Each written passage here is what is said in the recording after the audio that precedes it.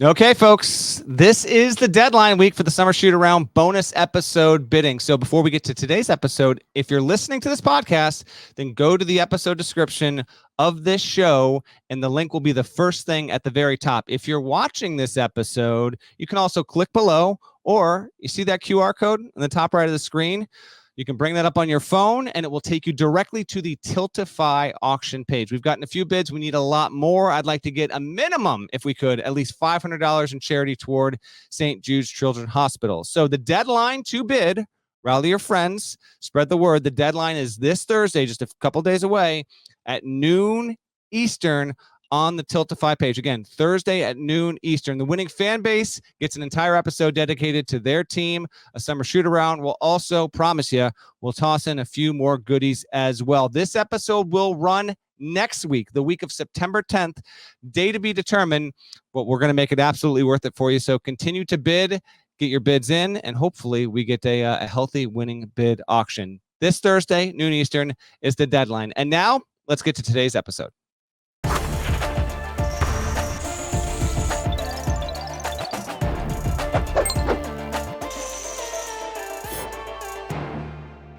Hey there, it's Gary Parrish. Welcome back to the CBS Sports Eye on College Basketball Podcast, where we sometimes discuss camel fighting, dodo birds, and leaky black. Matt Norlander is here with me. If you're watching on YouTube, you know what to do to the like button. Shouts to Brandon Davies. And if you haven't yet subscribed to the CBS Sports College Basketball YouTube channel, please also do that while you're here. Let's get into it. We are today continuing our summer shoot-around series that we've been doing over, a span of a few weeks. We've done each team in the top 10 of the top 25 and one. And in addition to that, we're doing some other programs that we find interesting for whatever reasons we might find them interesting. We did Arkansas. We've done St. John's. We've done Kentucky. Next up, Indiana. The Hoosiers went 19-14 last season, 10-10 in the Big Ten, finished tied for 6th in the conference standings, missed the NCAA tournament for the first time under Mike Woodson.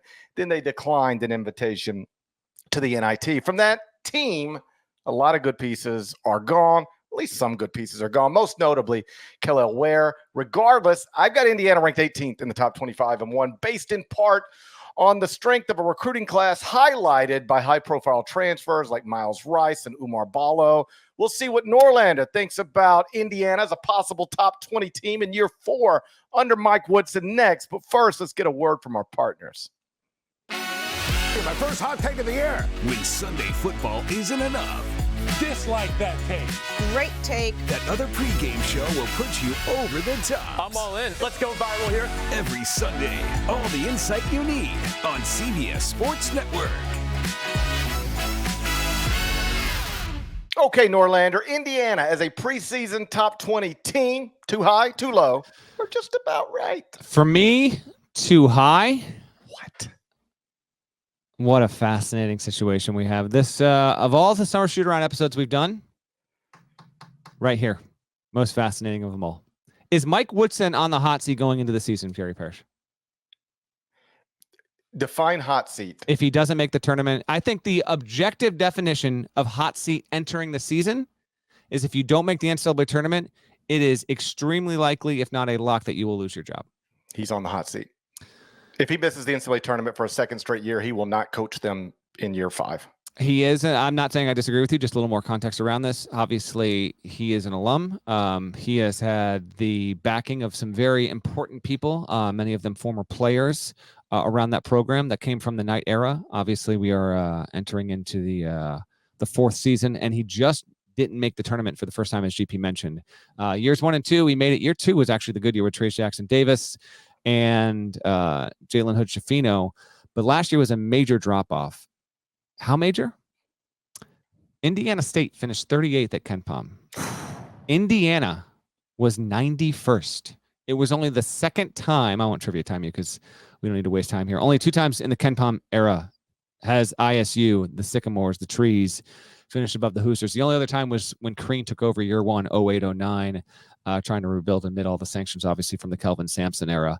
So now you've got Woodson and an Indiana team that, well, we're saving the schedule to the end, but dear God, a quality roster, what feels like the 5th consecutive offseason that the Big Ten is a whole bunch of who the hell knows. I mean, we've had Purdue at the top, but then it's been like teams 2 through 13. What's it going to be? Now it feels like teams 1 through 13, 1 through 14. What's it going to be here? You can build a case if you'd like for Indiana to be the best team in the league. I also am open to the potential that Indiana gets to the end of the regular season and is 7th in the Big Ten standings. Not quite sure what's on tap here. I think it's really, really, really interesting because when you look at who Indiana brought aboard from the transfer portal, the players they get back, I'll leave the roster stuff to GP here in just a second. Mm-hmm. There's some good pieces. I wonder if they're still a shooter short. I think they're probably still a shooter short. Is Oumar Ballo going to become what Indiana fans hope he can be? Top 15 player in the country. Not really quite sure of that. It's there's a lot here, and there is. I say this with I mean this in all earnestness. Like there is a chance this doesn't go the right way, which Indiana fans frankly don't deserve. And I know there's angst within the fan base. There is plenty of optimism as well, but they need more consistent momentum. Like even the Trace and Jalen Hood-Schifino team, I went back and looked because I remember I covered that team. I was at the first weekend site that they were at. They got a 4 seed, but they did not have a 3-game win streak after the month of January that year. Last year's team had a 12-game big block in the middle of league play, GP, where they went 3-9 against league opponents. There has not been consistent prolonged success for Indiana for the most part for a pretty long time here. Can Woodson get this done this year? I guess I will technically, to bring it all the way back, and then floor is absolutely yours. I think I will disagree with you on a technicality, although Indiana fans probably will disagree with me and side with you. How about that? If you tell me that Indiana doesn't make the tournament this year, I don't know if I'd be willing to bet a month's paycheck that Mike Woodson gets fired. It will be very, very noisy and entirely, but I'll bet it. I'm sure you will. And I think Indiana fans may try and replicate the Kentucky situation from a year ago with Calipari. But man, I can see good things. I mean, I can see top 2 in the Big Ten. I can see a second weekend run, and I can see these pieces coming together. I can also see another frustrating season, in part because of Woodson's coaching style, his approach to the game, and some of these pieces maybe not clicking all the way together. When you look at these Indiana Hoosiers heading into the fall, what do you see, GP? I think they're going to be good. That's why I have them in the top 20. It's why I believe Mike Woodson will return as Indiana's coach next season, because I think he's going to be good this season. But if he's not, it's over. I mean, it got noisy there last year. Maybe not within the actual athletic department, but among the fan base, it got noisy last season. And then you just got to understand the context, right? Purdue is established, your in-state rivals established itself as a consistent national power, just played a national title game, might win the league again, even without Zach Edey. You would be coming off of a disappointing season in which you missed the NCAA tournament, restocked in the transfer portal thanks to NIL, had a roster that everybody looks at and goes, they got good pieces. Now, it's a flawed roster. We'll talk about that in a minute. But they got good pieces. You're going to be ranked in the preseason AP poll, I think. And then you miss the NCAA tournament. You can't survive that. You will not survive that. So I don't think that's where we're going to end up, because I think they're going to be good. But if they are not good, they will be in the market for a new coach come March. The pieces are interesting, though. You mentioned they went out.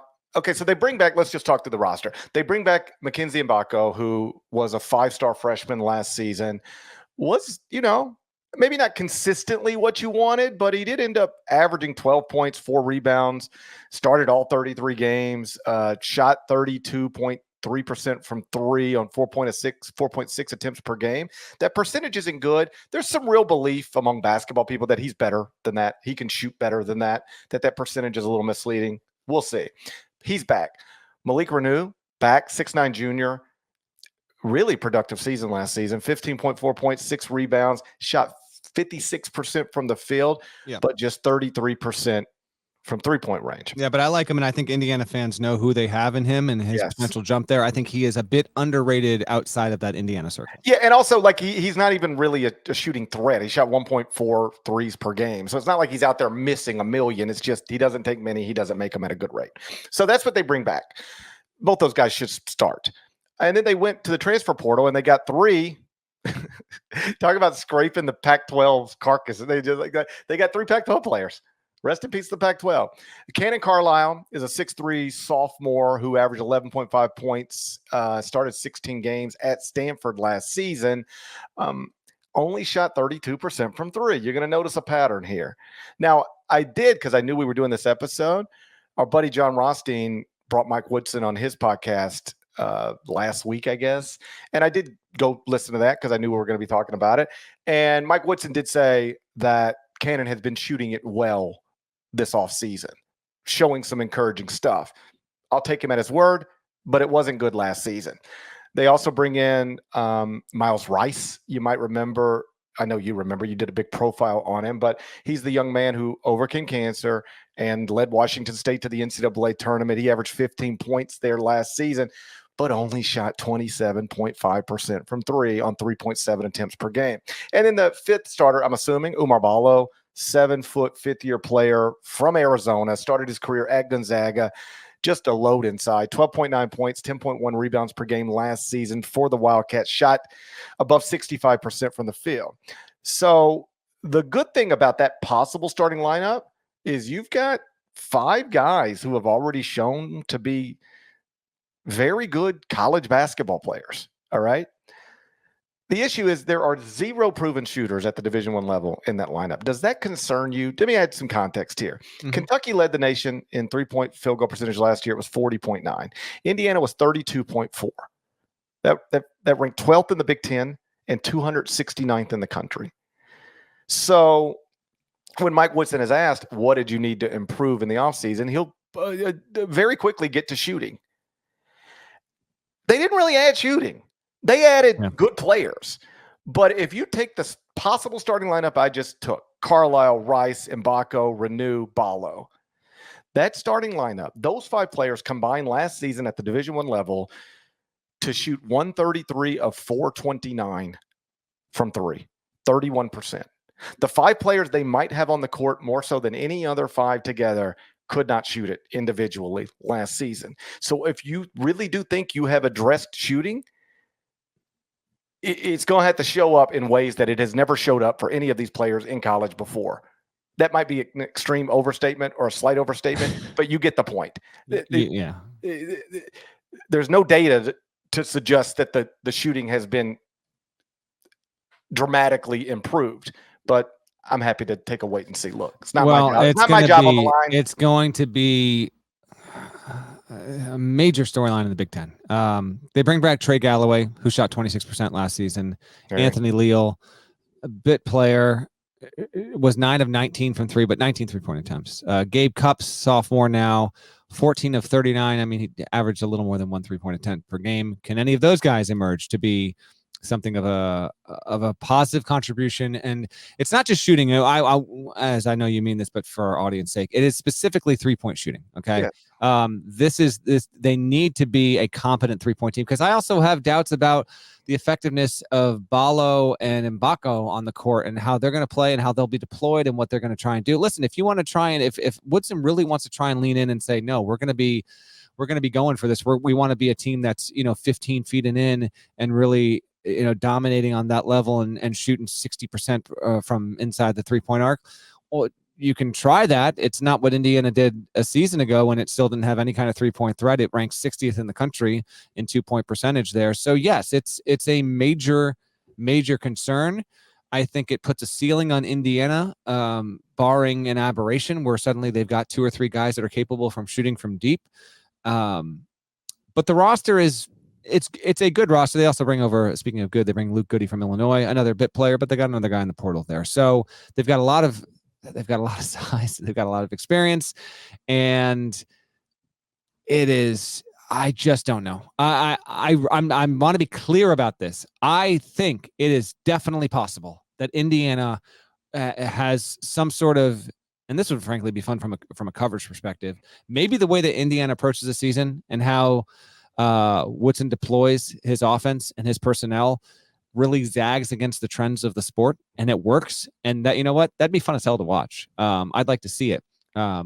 But you're going to need 3-point shooting at some point. And by that, I mean, you're going to need multiple players that when they're on the floor, because otherwise, coaches in that league, they're going to absolutely tear you apart, man. They're just going to back it up. They're going to tear you apart. So this is a lingering thing. And I know it became, as much as I do try and avoid really taking the temperature checks of fan bases in the middle of April when we're at height of portal, there's always 3 or 4 schools and fan bases that, for good or for bad, their concerns seem to elevate. And I know that it got to a certain point with Indiana where it's like, okay, we got a roster here. Anyone notice how many dudes on this team can actually shoot the ball from 22 feet out?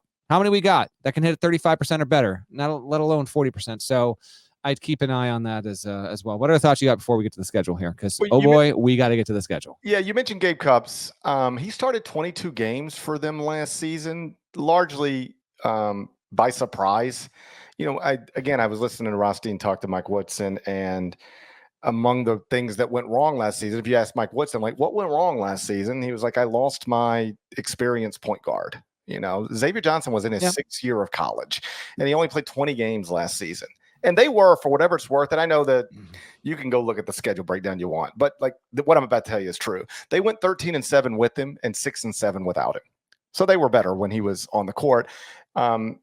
Because he was limited, Gabe Cupps got a lot of starts, 22. Here's my point. I don't think Gabe Cupps will start 22 times this year. So they have improved the roster from a talent perspective to be able to endure something like that a little better than they were able to endure it last season. But if we're talking in February and Indiana is a disappointment and it looks like we're in the final days of Mike Woodson, I do think it'll be, buddy, go back and listen to the episode we did in the offseason. We talked about the lack of shooting, and they got into Big Ten play. Teams just sagged off of them, and the court was too small, and everything got harder. And, this wasn't impossible to see coming. I think that'll be it. But this is not the way I would design a basketball team. But I do believe it can work, just because I do think the individual talent is that good. Yeah, it's intriguing. We obviously, listeners here know that earlier this week we had the Kentucky one, and you're higher on Indiana than Kentucky. Right. I do like the Kentucky roster more than what Indiana has assembled here, so that's an intriguing deal. This schedule is all these things are going to tie together, man.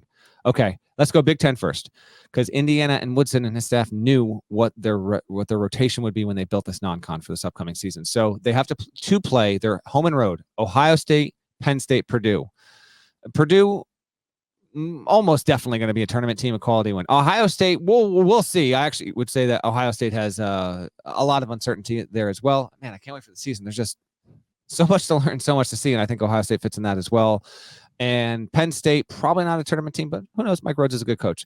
Home only against Illinois, Maryland, Michigan, Minnesota, Rutgers, UCLA, USC. If you told me 2 of those teams made the tournament, no one else did, I think I might believe you. We'll see. And then road only: Iowa, Michigan State, Nebraska, Northwestern, Oregon, Washington. That's their West Coast swing to the Pacific Northwest.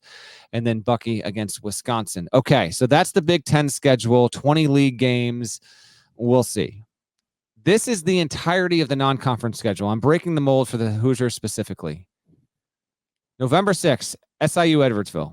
November 10th, Eastern Illinois. November 16th, hosting South Carolina, a South Carolina team that might not make the tournament. Some people might not even say might. Some people would say probably won't make the tournament. November 21 against UNC Greensboro. Then they've got Battle for Atlantis. We'll get to that in a second. December 3rd, home against Sam Houston State. December 6th, home against Miami, Ohio. December 21st, home against Chattanooga. December 28th, home against Winthrop. And that's a Winthrop team that obviously is going through a coaching change and a major program flip there. Or excuse me, I actually had that backward with Kelsey, who's coming off of Charleston. Okay, Battle for Atlantis. They get Louisville first. We don't know how good Louisville is going to be. Then they could get West Virginia in the second game, a West Virginia team that might finish bottom 4 in the Big 12. And then on the other half, they'll play one of Oklahoma, Providence, Davidson, and Arizona. there's a chance that they play a non-NCAA tournament team there. There is a real danger here that Indiana's non-conference scheduling, which I frankly, there's no excuse for this. Like, you're getting a bunch of low-calorie wins against bye opponents. This can backfire on you in a major way. God forbid you suffer a significant injury to a starter, or you hit some sort of mid-February dog day skid where you drop 4 or 5 games. This will haunt them. They need to. I would argue they need to win Battle for Atlantis to avoid having the non-con really be a black cloud hanging over their tournament chances or their seeding chances moving forward. I can't believe that Woodson and his staff actually scheduled this. This in a hot season year does not benefit you. No one is going to care if you go 7-0, 8-0 against bye game opponents. Okay. Those wins do not matter. The losses can only hurt you. They're also, by the way, GP, they're only at home. The Atlanta stuff is neutral. They don't go on the road. The neutral stuff is only for the Battle for Atlantis, and then everything else is at Assembly Hall. Quick thoughts on the schedule before we go over under. I think it was derelict of duty, frankly, for them to do this, because you are flirting with danger, particularly with the roster stuff we just talked about. Is it crazy to think they could go undefeated in the non-league? It's not crazy to think, but if they do, if they do that, because here's the other thing: if they go undefeated in the non-league, they're gonna end up, whether they're good or not, they'll end up ranked 4th in the country. And that's fine, but ranking doesn't have to do with where you wind up in the tournament. Right. But you don't want to play like, you beat Louisville, but West Virginia upsets Gonzaga or something. You got to play West Virginia, and then you don't get Arizona, you get Providence or something in the Battle for Atlanta. They're probably going to get at least one really good opponent in the Bahamas, GP, but you can't tell me a single Indiana fan is psyched about this non-conference schedule. They do not exist. This is a missed opportunity here, particularly because your home game against a high major isn't even a good one. Like, maybe Lamont Paris can get this going again with South Carolina. They can be a tournament team. That'd be awesome to see, but there's no guarantee of that. And so there's a chance that your one home non-con game against a power conference school winds up being like a Q2 win. So is that a home and home? Like, is Indiana going to go to South Carolina? I actually don't think that's a home and home. I think that might be a one-off. Yeah. So it's a problem. I just keep that in mind. Indiana fans are all too aware of this, but this is the grossest non-conference schedule of any team we've done in the summer shoot-around. It's offensive, man. I don't know what you want me to say. They'll build their at-large resume in their league, or they won't. They have to, and that's what to circle back from the top. They have not had consistent success in the Big Ten under Mike Woodson. They haven't had like a stretch where, like, man, remember that month when Indiana was just unstoppable? Hasn't happened yet. Can it happen this year with not a lot of shooters and a really good coach in that league, and now a deeper league? I don't know. So with all that being said. Because the non-con is so easy, I'm setting Indiana's over-under at 22.5 regular season wins. Yeah, I'm going to go one non-league loss just because, people slip up. So let's go one non-league loss, and then let's go 20 league games. Like 13-7 in the league. So I'm at 8, 31 minus 8. I'm at 23. I got them 23 wins heading into the Big Ten tournament, easily in the NCAA tournament. Maybe easily in the tournament. But I'm just telling you, unless they go undefeated in non-conference play, that's going to cost them a seed line versus the teams they're going against. Because I just know that other teams in non-cons are going to be able to, their overall resume is going to stack up better. I just have a hunch on that. I will go under. Give me 22-9 for the Hoosiers, and they're in the tournament. I think they make the tournament. I don't have any. I have very little doubt they make the tournament. What I do have doubt on is if they'll wind up being a top 4 team in the Big Ten. I've got them, for what it's worth, in the top 25-1. I've got them 3rd in the Big Ten, behind only Purdue and Ohio State. All right, we'll see. Indiana fans, hey, listen, little role reversal here. Just trying to get, and by the way, I'm just trying to give it to you as objectively as possible. Man, it would be really, really fun if they did this and it works, and they're swimming against the currents of basketball and the sport right now, and they make it work. I'd love to cover that personally, but I got to see it. And you cannot slip up in the non-con. You just cannot lose to a bye game opponent, and you can't lose to a bad opponent in Battle for Atlantis. Otherwise, you're just to keep up with the analogy here. You're going to be swimming upstream even more once you get to Big Ten play, and it's a 20-game slate. And you got to take a trip to the Pacific Northwest this year as well. More travel, more rigor there. very, very interesting season ahead for Mike Woodson and those Hoosiers. I'm a believer. Put me down as a believer. You always have been too. Yeah. Put me down as a believer. That lack of top 25 KenPom finishes that dates all the way back to 2016. That's ending in 2020. It ends this year. There we go. That's how we should end it. You're not going to keep Indiana out of the final top 25 of the KenPom rankings for 9 consecutive years. The final one. All right. 8 influenced. They've done it 8 years. One. They've done it 8 years, but they'll never get the 9. That ends in 2025. Everyone watching this on YouTube, leave your comment below. YouTube. Make your prediction. Will Indiana be 25th or better at KenPom at the end of the 2025 for the first time in 9 years? NCAA Tournament. For the first time in 9 years. I say yes. Yeah, how about that? By the way, yes. This was our final regularly scheduled episode of the Summer Shootaround, and our auction is just about completed. It will wrap Thursday, noon Eastern, and we've got you see that little QR code if you're watching? Bring that up. QR codes. Continue to bid. You said you love QR codes? Love them. What does QR stand for? Quentin Rogers. Yep, there you go. You clearly love them. There's also a link in this description right here or in the pod if you're listening. So please continue to bid, and then we will reveal the winner in just a few days. I think that's a show. Quality reinforcements. I think it's quick response. Let me check it right now. Yeah. QR code, meaning it is quick response. There we go. QR codes are amazing. You just point your phone at them, and then the stuff just pops into your phone. That's crazy. But you know what? I still like to hold a physical menu at a restaurant. I got to have it in my hands. I do too. Yeah, I can't. I mean, I can do the stuff on the phone, but in fact, the first time I ever encountered that, I was with you. Really? The first time I ever had went up to eat somewhere. Where were we? Frog Hollow with Dan Hurley? We were not. No, Frog Hollow, all about the physical menus. No, we were on the road, and then they had all these stickers on the table, and I was like, okay, here we go. This is where we're at. This is where we're at. That's right. There we go. Shouts to Devin Downey. Shouts to Chester, South Carolina. Shouts to Terry Teagle, legend. Huck Larnell. Thank you guys once again for watching and listening to the Eye on College Basketball Podcast. If you're not subscribed, please go subscribe. Anywhere you subscribe to podcasts, Apple, Spotify. More of us than there are of them. That should be reflected in the comments. So please do that. We'll talk to you again real soon. Till then, take care.